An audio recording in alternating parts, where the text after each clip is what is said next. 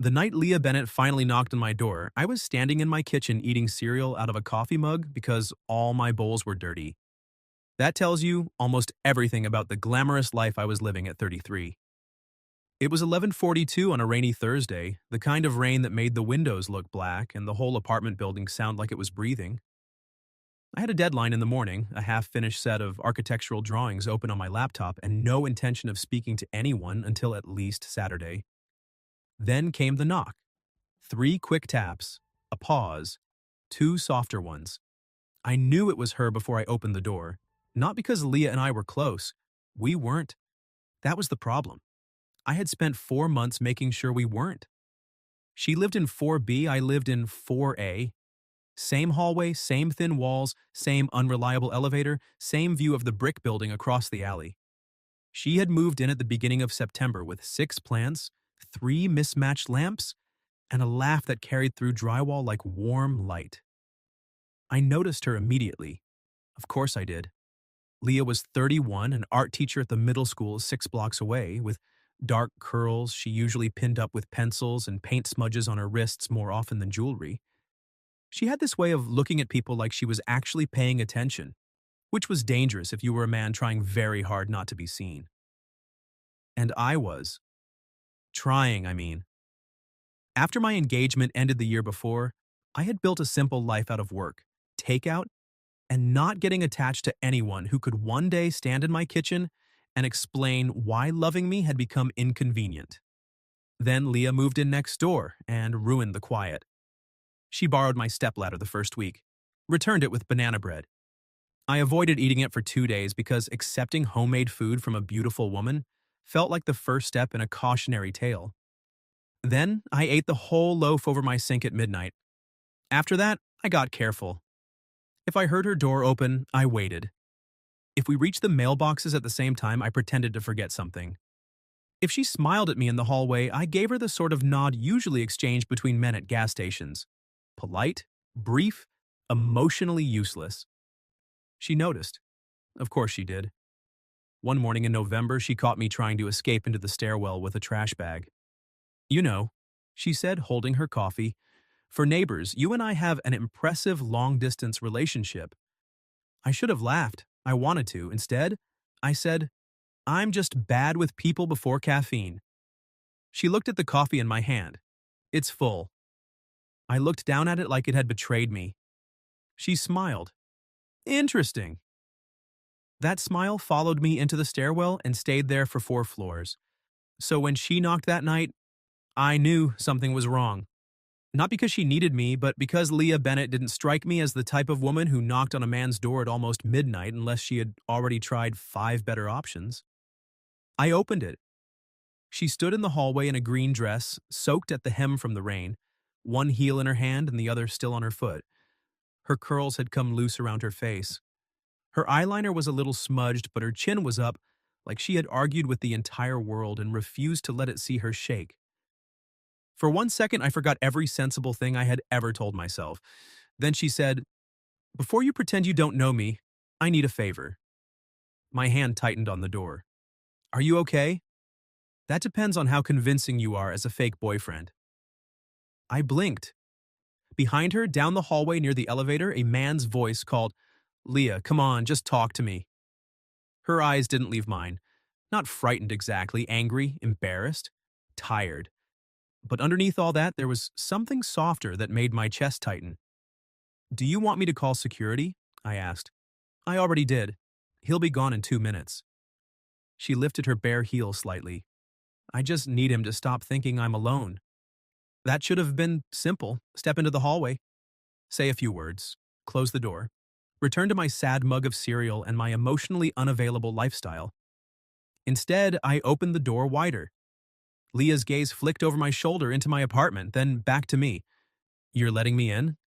"I'm not letting you stand in the hallway with one shoe, and a bad man monologue happening behind you." Her mouth twitched. That was almost charming. "Don't spread it around." She stepped inside. The second she passed me, I caught the scent of rain and vanilla and something floral, probably from whatever shampoo women like Leah used to make men rethink their entire personalities. I closed the door but didn't latch it. Through the wood, the man's footsteps came closer. Leah, he said, I know you're in there. She closed her eyes for half a second. I kept my voice low. What's his name? Aaron, ex-fiancé, recently upgraded to public nuisance. There was the sharpness again. Not helpless. Leah had edges. I liked that more than I should have. I raised my voice just enough to carry. Babe, you want me to handle this or let security do it? Leah looked at me. Something changed in her face. Not relief exactly, recognition. Like she hadn't expected me to play along that easily. Like maybe she had expected me to stay behind the door where I'd been hiding for 4 months. The hallway went quiet. Then Aaron muttered something I couldn't make out, followed by the ding of the elevator. Leah exhaled, slow and controlled. I waited until the elevator doors closed before I turned the deadbolt. Tea? I asked. She stared at me. What? You just fake boyfriended a man through a door and now you're offering tea? I'm versatile. A laugh slipped out of her. Small, surprised, real. And there it was. The reason I had avoided her. Because making Leah Bennett laugh felt too good. She limped slightly toward my kitchen, still holding one heel. Do you have anything stronger than tea? I have old whiskey and emotional baggage.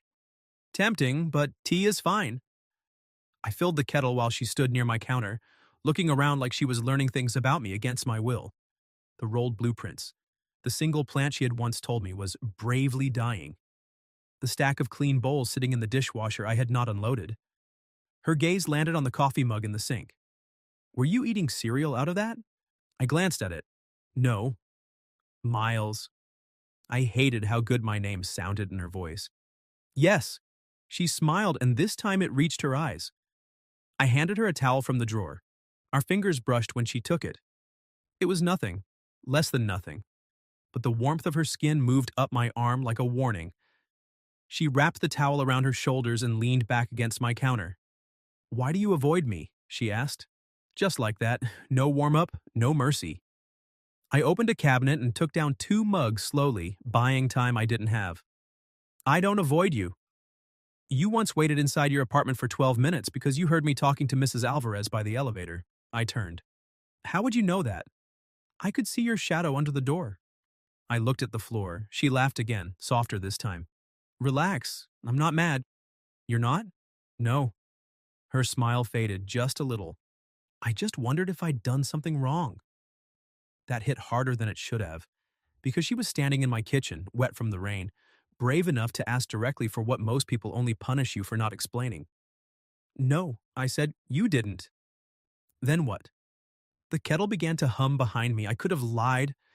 I was good at that kind of lie, not cruel ones, just small evasions, busy with work, bad at neighbors, private person. But Leah's eyes were on me, and for the first time in 4 months, I was tired of being a coward in my own hallway. So I said, you make quiet feel less safe. She went still. I cleared my throat. That sounded better in my head.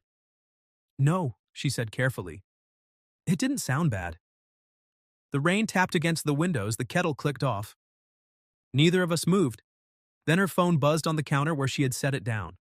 Once. Twice. She glanced at the screen and all the color left her face in one slow, visible wave. I looked before I could stop myself. A text from Aaron. Tell your boyfriend I'll see him tomorrow at your sister's engagement party. Leah shut her eyes. I stared at the phone, then at her. She opened them and gave me a smile so thin it almost broke. So, she said, there's one more thing I probably should have mentioned. There's one more thing I probably should have mentioned. Leah said it like a woman standing beside a small kitchen fire she had decided to call ambiance. I looked from her phone to her face. Your sister's engagement party? Yes. Tomorrow. Yes. And your ex-fiancé thinks I'm attending as your boyfriend. She pressed her lips together. Technically, you invited yourself when you called me babe. I was improvising. You were very convincing. That's not a legal contract. No, but it did have emotional range. I dragged a hand down my face. Leah reached for her phone, then stopped before touching it, like the screen might bite. I'm sorry, really. I never meant to pull you into anything beyond the hallway. The kettle sat between us, cooling by the second. I should have said no. Any sane man would have. I barely knew her. She barely knew me. We had exchanged fewer than 50 sentences in 4 months, and at least 10 of mine had been about elevator maintenance. But she stood in my kitchen in that rain dark green dress, pretending not to look humiliated. And all I could think was that Erin had probably spent years learning exactly where to press until she folded. And I hated that. More inconveniently, I liked that Leah still hadn't folded. Why does he care if you bring someone? I asked. My family loved Erin. She laughed once, without humor. Actually, no. My family loved the version of Erin he performed at brunch. And tomorrow he's invited? My sister's fiancé is his cousin. I winced. That's an aggressively inconvenient family tree. Right? Her shoulders loosened a fraction. Anyway, I was planning to go alone, smile until my cheeks cracked, and leave early.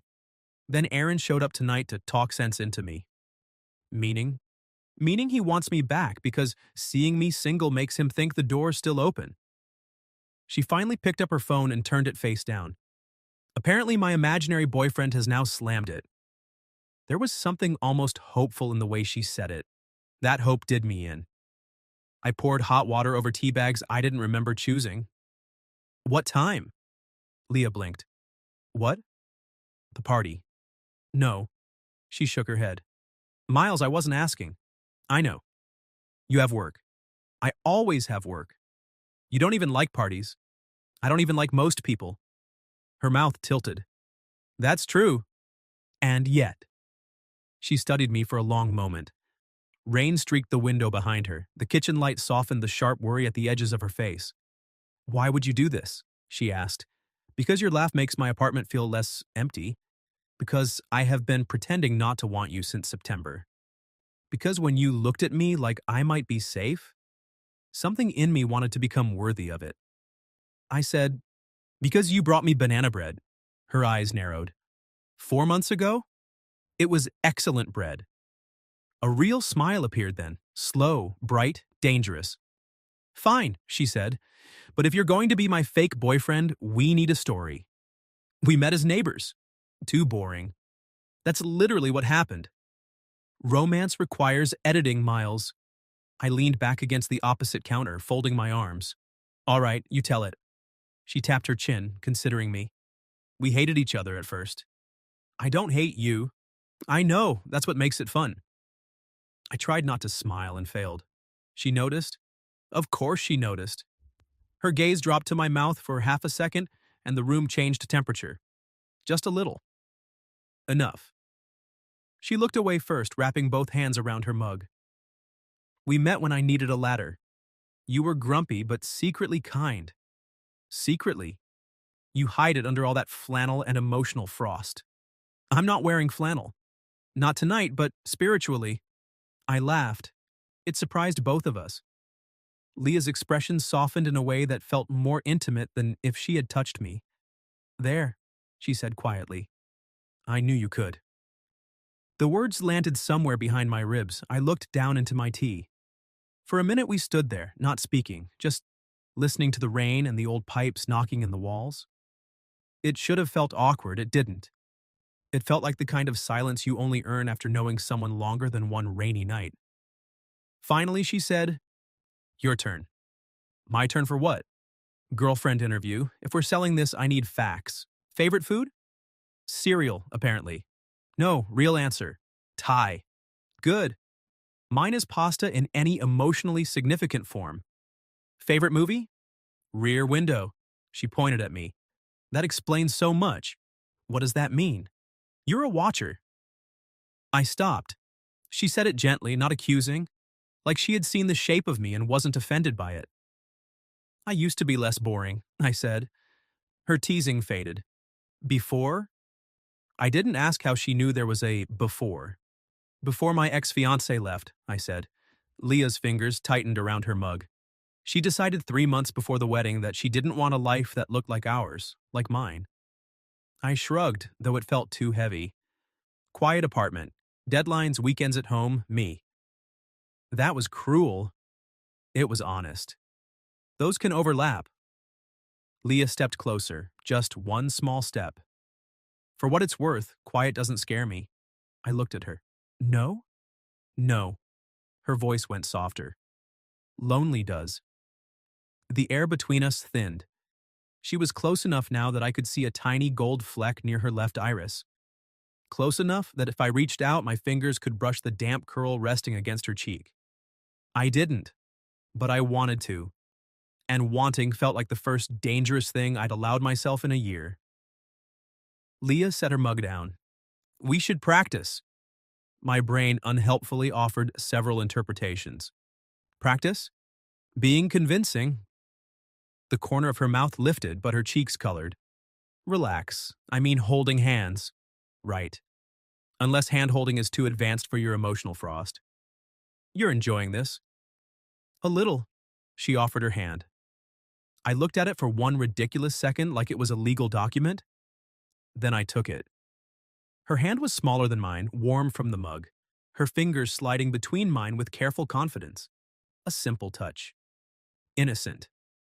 It hit me harder than Aaron's text. Leah inhaled softly. I glanced at her. Okay. Yes, she said, but her voice had changed. You? No. Her eyes widened. Yes, I laughed under my breath. This is not going to be difficult to fake. There it was. Too honest. Her fingers tightened around mine. No, she whispered. It isn't. For a moment, neither of us pretended. Then a loud buzz broke through the apartment. Not her phone. Mine. I reached for it with my free hand still holding hers because letting go suddenly felt rude. The building's front desk number flashed across the screen. I answered. Miles Carter. Mr. Carter, the night doorman said, voice uneasy. Sorry to bother you. There's a man downstairs asking for Ms. Bennett. Says he forgot his coat in your apartment. Leah's face hardened. I looked at our joined hands, then at her. This time, she didn't look alone. She looked at me like she wanted me beside her. So I squeezed her hand once and said into the phone, Tell him he's mistaken. And if he doesn't leave, call the police. Then I hung up before the night could take more from us. Leah swallowed. Miles. I'll go tomorrow, I said. Her eyes searched mine. To the party? She asked. I nodded. As your boyfriend. Her thumb moved lightly over my knuckle. Fake boyfriend, she corrected, but neither of us sounded convinced. Leah left my apartment at 1:13 a.m. wearing my old gray hoodie over her green dress. She tried to give it back at her door. I said, keep it for tomorrow. For authenticity? For the rain. She looked down the empty hallway, then back at me. You know, for a fake boyfriend, you're dangerously considerate. I'll work on being worse. Please don't. The softness in her voice followed me to sleep, which was unfortunate because I didn't sleep much. By 5, I had imagined every possible version of the engagement party. Aaron causing a scene, Leah's family interrogating me forgetting some critical boyfriend detail and accidentally claiming her favorite color was cereal. By 9, I was standing in front of my closet, realizing my wardrobe said, divorced accountant at a funeral, despite the fact that I had never been married and was not an accountant. At 2 p.m., Leah knocked. This time, I opened the door too, quickly. Her eyebrows rose. Were you waiting behind it? No. Shadow under the door, Miles. I looked down. She laughed, and then I saw her properly. She wore a soft blue dress under a camel coat, her curls pinned loosely at the nape of her neck. Small gold earrings, brown boots, my hoodie folded over one arm. She looked beautiful in a way that made me forget the mechanics of speech. Is this okay? She asked, suddenly uncertain. I frowned. Is what okay? Me, this? She gestured at herself. I'm trying to look like a woman who has her life together and did not panic eat crackers for breakfast. You look... I stopped before the word devastating escaped and ruined both our lives. You look like nobody there deserves you. Her expression changed. Not big. Just a pause. A breath. Like the compliment had found a bruise and warmed it. Careful, she said. That sounded real. It was. The hallway went quiet around us, then she shoved my hoodie into my chest. Here, before I make bad decisions. I took it, smiling despite myself. We have a pre-party meeting? We need ground rules. Okay.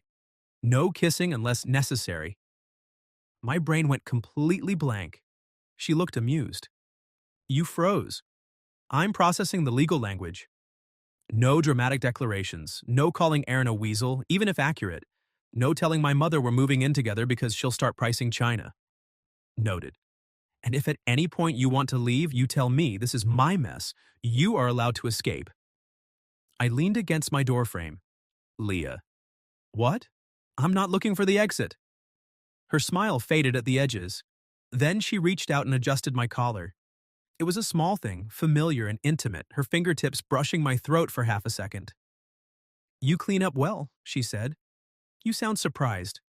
I've mostly seen you in hallway goblin mode. Architectural hermit, I corrected. Right, much sexier. The word landed between us with a spark. She heard it too. Color rose along her cheeks, but she didn't take it back.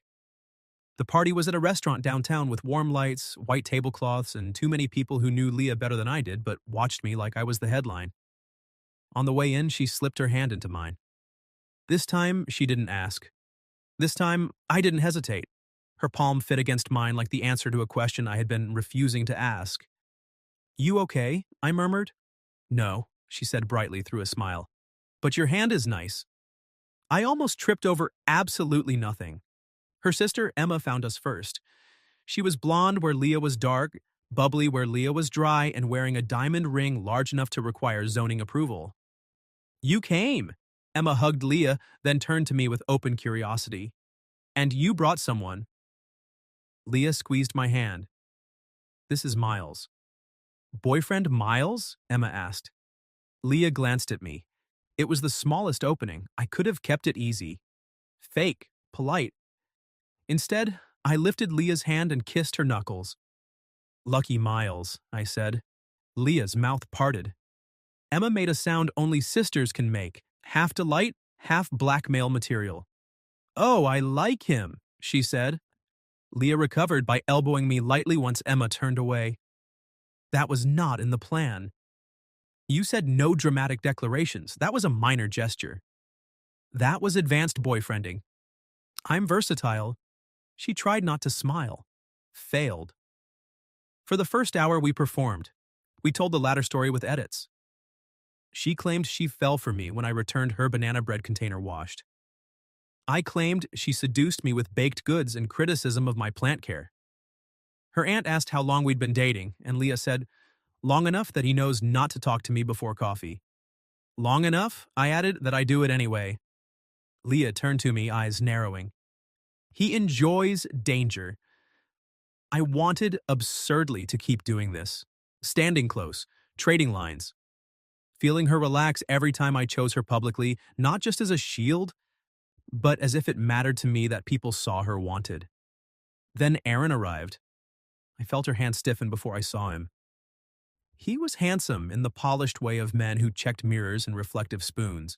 Navy suit, easy smile, dead eyes when they landed on me. Leah, he said, you look beautiful. Thank you.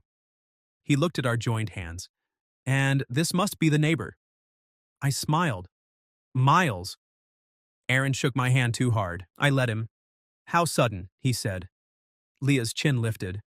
Not really. No. Funny. Last month you told your mother you weren't seeing anyone. The little circle around us went quiet. I felt the old instinct to fix, to step in front, to make myself useful. But Leah didn't need a wall. She needed someone beside her. So I waited. She took a breath. Last month I wasn't ready to talk about him. Her thumb brushed mine, once. A choice. Aaron laughed softly. Convenient. I turned my head to Leah. Want some air? She looked at me, gratitude and something warmer crossing her face. Yes. I didn't look back at Aaron as we walked out to the restaurant's covered patio. The cold hit first. Then the quiet. Rain threaded silver through the streetlights beyond the awning. Leah let go of my hand only to wrap both arms around herself. I'm sorry, she said. If you apologize again, I'm telling your aunt we met at a pottery retreat. A laugh broke out of her, shaky but real. I stepped closer. You handled him. I wanted to throw a bread roll at his head. That would also have been handling him. She looked up at me. Under the patio lights, her eyes were bright. Thank you for not speaking for me. The words were simple, but I understood what they cost her to say. You're not hard to trust, I said. She went still. I hadn't meant to say it like that. Quiet. Honest. Bare. Leah's gaze dropped to my mouth again, and this time she didn't look away quickly. Miles, she whispered. This is starting to feel less fake. My heartbeat kicked. Is that bad? I don't know. She stepped closer, close enough that her coat brushed mine. I'm trying to decide if I'm scared because of Aaron or because of you. I don't want you scared of me. I'm not. Her hand came to my chest, resting there lightly. That's the problem. The rain filled the silence. I lifted my hand slowly, giving her every chance to move away, and touched one damp curl near her cheek. She leaned into it. That small surrender undid me. I avoided you, I said, because I knew if I started wanting you, I wouldn't do it halfway. Her eyes softened. And now? Now I'm standing outside an engagement party hoping my fake girlfriend lets me kiss her. Her breath caught. Then Leah rose on her toes and kissed me first. It was gentle for about 2 seconds. Then her fingers curled in my jacket, and my hand slid to her waist, and the whole miserable year behind me seemed to go silent. She tasted like champagne and rain and a risk I wanted badly enough to stop pretending I was safe without it. When we broke apart, she stayed close. That, she said, a little breathless, was definitely not necessary. No? She shook her head. But it was convincing. I smiled against her temple. For the first time all night, her body relaxed fully into mine. Behind us, the patio door opened. Emma poked her head out, grinning like Christmas had come early. Sorry to interrupt, she said, not sounding sorry at all. But Mom wants a photo of the happy couple. Leah looked at me. Not Aaron, not the room, me. Ready? She asked. I took her hand. This time, it didn't feel like acting. Yeah, I said, I am. The photo should have been harmless. Just Leah and me beneath a garland of white lights, her mother insisting we stand closer, Emma making hard eyes from behind the photographer, and my hand resting at Leah's waist like it had always belonged there. Closer, her mother called. Leah muttered, if we get any closer, we'll qualify as one person. I leaned down. I'm willing to commit to the role. She smiled right as the flash went off. That was the picture everyone loved. Leah laughing up at me looking at her like I had forgotten there was a room, which unfortunately I had. After that, the party became easier, not because Aaron left, he didn't, but because Leah stopped shrinking when she felt him watching. She stayed beside me by choice. She teased me over the tiny appetizers. She stole the olive from my drink even though I told her it was legally mine. You don't even like olives, she said. How do you know? You made a face. I have a mysterious face. You have an honest face pretending to be mysterious. I should have objected, but she was right. Around 10, we ended up at a small table near the windows with 2 slices of cake between us and no witnesses close enough to hear. It felt dangerously like a date. Leah pointed her fork at my plate. You eat cake like a man with unresolved trust issues. I'm saving the frosting for last. Exactly. You're afraid joy will run out. I stared at her. She froze. That was supposed to be a joke. It was a very accurate joke. Her expression softened. Miles. I scraped some frosting onto my fork and held it out to her. Here, before you psychoanalyze dessert. She looked at the fork, then at me. Are you feeding me cake in public? Apparently.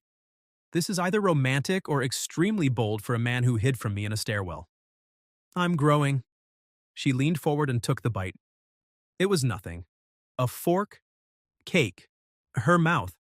My entire body disagreed. Her eyes stayed on mine as she swallowed. Good frosting. My voice came out lower. Yeah? Very trustworthy. I laughed under my breath, and she smiled like she had earned it.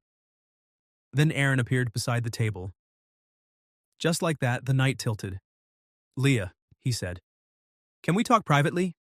No, she answered. He glanced at me. I wasn't asking you. She answered anyway, I said. Leah touched my knee under the table, not a warning, a steadying hand. For me, maybe. For herself, too. Aaron's jaw tightened. You really expect everyone to believe this? 4 months living next door to him, and suddenly he's the love of your life? The words hit too close. Not because he was right, because I wished he were. Leah stood slowly. What I expect is for you to stop embarrassing yourself. A few heads turned. Aaron lowered his voice. You're making a mistake. No, she said. I made one 2 years ago. I'm correcting it. Something flashed across his face. Anger, then calculation. He looked at me. Ask her why she really ended our engagement. Leah went pale. For 1 second, I hated him. Then she turned and walked away, not fast, not dramatic, just gone, through the side hallway toward the restrooms. I started after her. Aaron stepped into my path. She didn't tell you? I looked at him and felt an old, cold part of myself wake up. Move, he smiled. Careful, fake boyfriends shouldn't get so invested. That should have embarrassed me. Instead, it clarified everything. I'm not invested because of the title, I said. I'm invested because she's Leah. His smile thinned. I went around him. I found her at the end of the hallway near the coat room, standing beneath a framed painting of the harbor. Her arms were folded tight, her face turned away. Hey, I said. She wiped quickly under one eye. If you're here to ask what he meant, get in line. Apparently it's a popular topic. I'm here because you left. She laughed once, sharp and sad. That's not an answer. It's the only answer that matters right now. She looked at me then, and the vulnerability in her face punched straight through my ribs. I didn't end it for some noble reason, she said. I didn't catch him cheating. He didn't hit me. There's no clean story that makes people nod and stop asking. You don't owe me clean. Her mouth trembled. I ended it, she said, because one morning I realized I was practicing how to be smaller before breakfast. Quieter, easier, less opinionated, less tired, less myself. She swallowed. And then he told me he loved me because I was so adaptable. I stayed still. She looked away. That was it. That was the big scandal. I left because I didn't want to disappear politely. The hallway hummed with distant music. I stepped closer, slowly. Leah. What? I'm really glad you didn't. Her eyes filled again, but this time she didn't hide it. I reached for her hand. She gave it to me. I hate that everyone thinks I should have a better reason, she whispered. I brought her hand to my chest. Being yourself is the reason. She stared at our joined hands, then leaned forward until her forehead rested against my sternum. I wrapped my arms around her. Not for the room, not for Aaron, not for any performance, just because I wanted to hold her, and she wanted to be held. I'm not adaptable, she mumbled into my jacket. No, I'm stubborn. I overwater plants, I grade essays with glitter pens. I talk during movies if the characters are being idiots. A monster. And I eat olives I did not order. That one hurt. She laughed wetly, and I kissed the top of her head before I could overthink it. She lifted her face. You keep doing that. What? Choosing me when no one is watching. My throat tightened. Leah, I think that's the only kind that counts. The hallway seemed to disappear. She rose on her toes and kissed me, softer than on the patio, but deeper somehow, like a question she was brave enough to ask twice. I answered with my hands at her waist, pulling her closer until the last of the shake left her body. When we parted, she touched my cheek. Come home with me? My pulse jumped. She smiled gently. For tea, Miles. Right. Tea. And maybe unloading your dishwasher emotionally. That sounds invasive. It'll be good for you. We said our goodbyes 10 minutes later. Emma hugged Leah too tightly and whispered something that made her blush. Her mother kissed my cheek and told me I had kind eyes, which nearly killed me on the spot. Outside, the rain had stopped. We walked home because Leah said she needed air, and I said I didn't mind, though I would have followed her across the city in worse weather than that. Halfway there, she slipped her hand into my coat pocket where mine already was. No one can see us, I said. I know. Her fingers found mine in the dark warmth of the pocket. That was the moment I stopped lying to myself. At her apartment door, she turned to me. Do you want to come in? Yes, I said. Her smile flickered, nervous and pleased. Good. Inside her apartment was exactly what I had imagined. And nothing like it. Color everywhere. Books stacked sideways, plants in various states of optimism. A blue sofa with a yellow blanket, a half-finished canvas facing the window. She kicked off her boots. Don't judge the mess. I eat cereal from mugs. Fair. She made tea. I wandered to the canvas. It was my building across the alley at dusk, and in one lit window, a man stood with a mug in his hand. Me. I turned slowly. Leah stood in the kitchen doorway, caught. I wasn't stalking you, she said quickly. I paint windows, light. People passing through, you just kept appearing. I looked back at the canvas. For months, I had thought I was the only one watching from a safe distance. You saw me, I said. Her voice softened. Yes. The truth settled between us, warm and terrifying. My phone buzzed. Then hers. At the same time. We both looked down. Emma had sent the photo from the party. Leah laughing up at me looking gone. Under it, one message. Mom wants to know if you two are free for Sunday dinner. Leah's eyes widened. Then Aaron's name appeared on her screen with a new text. Enjoy playing house. It won't last. Her smile vanished. I took one step toward her, but she lifted a hand not to stop me, to reach for me. I crossed the room and took it. She looked up, shaken but not retreating. Stay? She asked. I threaded my fingers through hers. Yeah, I said. I'm staying. I stayed. Not in the dramatic way, not with declarations or a heroic stance by the door. I stayed on Leah's blue sofa while she made tea with hands that trembled less each minute. I stayed while she blocked Aaron's number, then unblocked it long enough to send one message. Do not contact me again. If you come to my home or approach me, I'll involve the police. Then she blocked him again. She set the phone face down on the counter and looked at me like she expected the apartment to crack open. It didn't. The plants leaned toward the windows. The kettle hissed. Rainwater dripped from the fire escape outside. Life, annoyingly, continued. Leah laughed once, shaky. That felt too easy. Good things are allowed to be easy sometimes. She gave me a look. Says the man who avoided me for 4 months because I owned a smile and a banana bread recipe. I never claimed to be wise. No, she said, coming closer. But you're learning. She sat beside me close enough that her knee touched mine. For a while we didn't talk. She leaned against my shoulder and I rested my cheek against her hair. No audience, no fake story, no ex-fiancé to convince. Just Leah choosing to be near me, and me choosing not to run from what that meant. Eventually she whispered, I don't want tonight to become only about him. It won't. How do you know? I turned toward her. Because when I remember tonight, I'm going to remember you stealing my olive, and eating cake off my fork, and kissing me on a patio like you were tired of waiting for me to get brave. Her cheeks warmed. I was tired of waiting. I gathered. And for the record, I wasn't waiting for you to rescue me. I know. Her eyes searched mine. I wanted you to see me. I do. The words came out quiet, but they filled the room. Leah touched my jaw with her fingertips. Then say something real. I swallowed. There were 100 safer things I could have said. That I liked her. That tonight had been unexpected. That we should take things slowly. All true. None enough.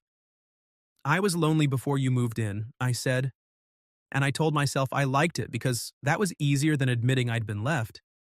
Then you showed up with your plants and your glitter pens and your suspiciously good banana bread, and suddenly my quiet life felt less peaceful and more like a locked room.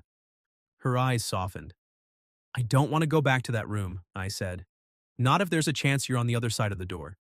Leah's breath caught. Then she kissed me. This time there was no performance in it. No need. Her mouth was warm and sure, her hands sliding into my hair as if she had every right to touch me that way. And I wanted her to.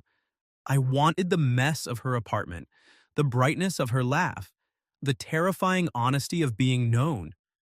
I wanted mornings where she talked before coffee and nights where she painted by the window.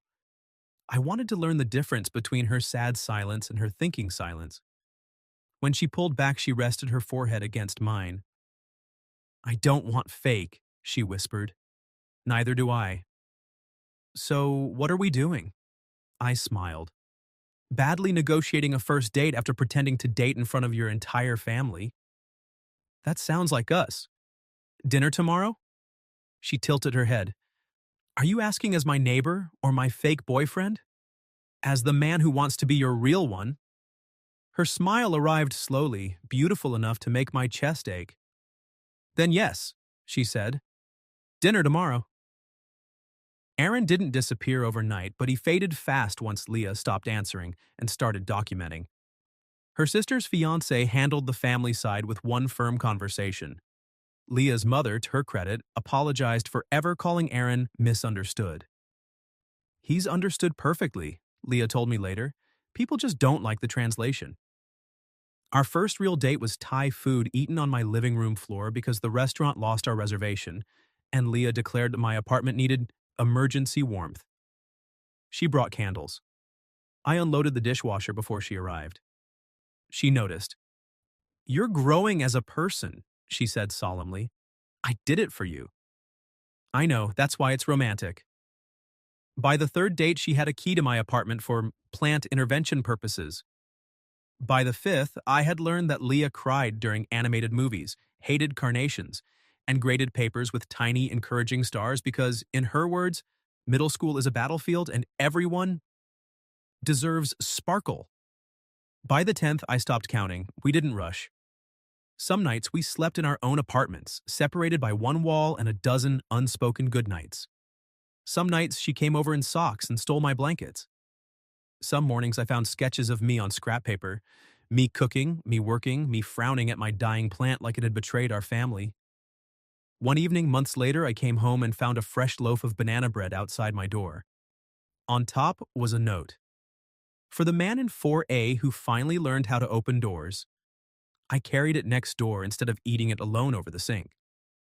Leah opened before I knocked twice, wearing paint-splattered overalls and a pencil in her curls.